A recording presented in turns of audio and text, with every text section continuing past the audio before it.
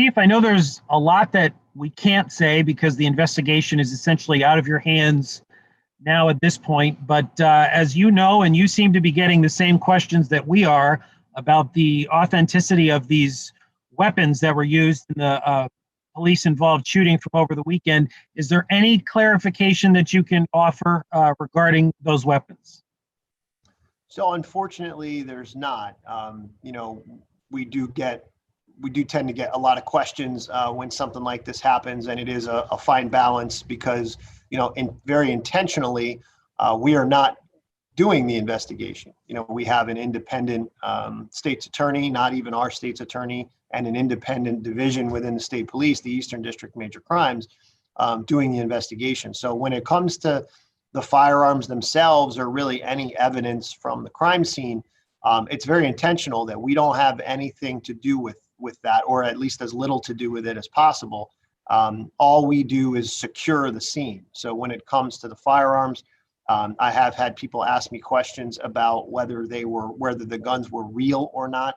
The Hartford Police Department very much intentionally does not manipulate or examine or even photograph evidence of the crime scene itself. That's all done by the outside agency. So they would photograph the guns, they would take the guns as evidence, they would box them, and they would do the necessary test and evaluation, nomenclature, making sure that they fire or don't fire. That would all be done by the state police.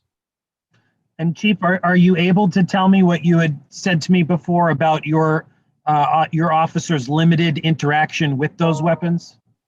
Yeah, so I watched all of the body-worn camera footage that related to this scene, because we had to turn it over to the state police and to the state's attorney's office. I did see, one of our officers when they ran up to the individual, that they cleared one of the guns away from his reach.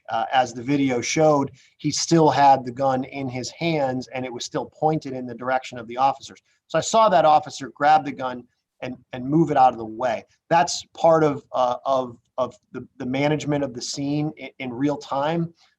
So any impact that you have, you're taught as a police officer at a very young age, any impact that you have on a crime scene, it has to be as minimal as possible. Sometimes we do impact the crime scene by, let's say, rendering medical aid. In this case, the police officers rendered medical aid immediately, so they had to move the individual. But all those things are then documented in a report. But that's the only interaction that we would have had with that gun, was just to clear it out of the reach of the subject so that we could perform the medical aid in a safe way. And I'm assuming that you would also like to know the answer to that question, if these guns are real or not. It may not necessarily have changed the outcome of this particular incident, but it would be good to know. Yeah, I mean, I think that, like a lot of people, we're very anxious to have all of the questions answered and know everything that there is to know about this case. I am, interested to know that. I've seen the pictures of those firearms. They certainly had me fooled if they are not real guns. They certainly look real to me. So yeah, I'd like to know as well. Great. And like I was saying, it was very hard to tell whether they were fake or not. Heat of the moment, split-second decisions. You're staring down the barrel of what you assume is a weapon. You have to make that call. Yeah, absolutely. I mean, I think in this particular case, having been able to see the weapons both in the body-worn camera video and the pictures of the weapons that were released to us by the state's attorney's office and by the Connecticut State Police, I think, I can certainly confidently say that those guns look real to me in a still photograph with no stress.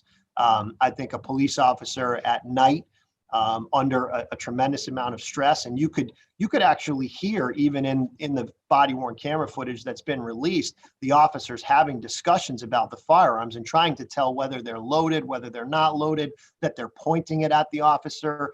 Those are not conversations that you have if you're able to recognize that a gun is not real. Hey, Chief, thanks a lot. I really appreciate you going on the record and saying what you could about this. Hey, no problem, Matt. Anytime.